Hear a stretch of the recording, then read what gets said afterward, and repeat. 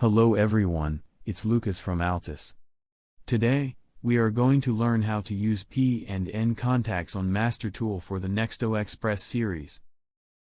Previously we used the R-trig and F-trig function blocks, which are for rising and falling edge detection respectively. But, another element that acts similarly to these function blocks is also available in MasterTool. Let's insert a contact into network 8 and right-click on this contact.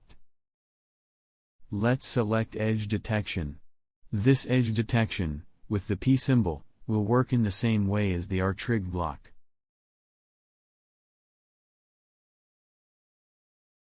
Now, let's also add a set coil.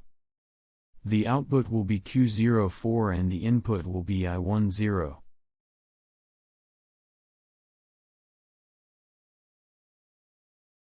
Let's repeat the same steps on the network below. Place a contact and select edge detection. However, this time it will be of type N, which is similar to the F-trig block as it detects the falling edge. Let's put a reset coil, related to Q04.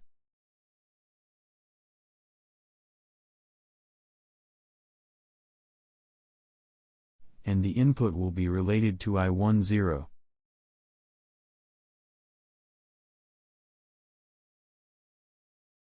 We can log in to test this out. Let's go to online, log in and then yes.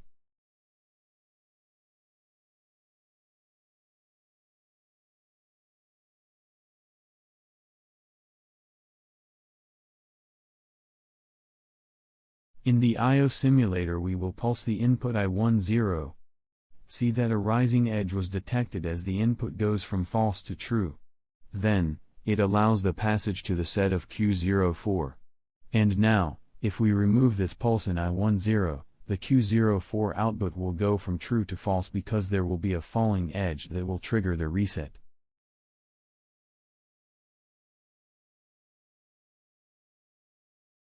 Functionality identical to our trig and F-trig blocks.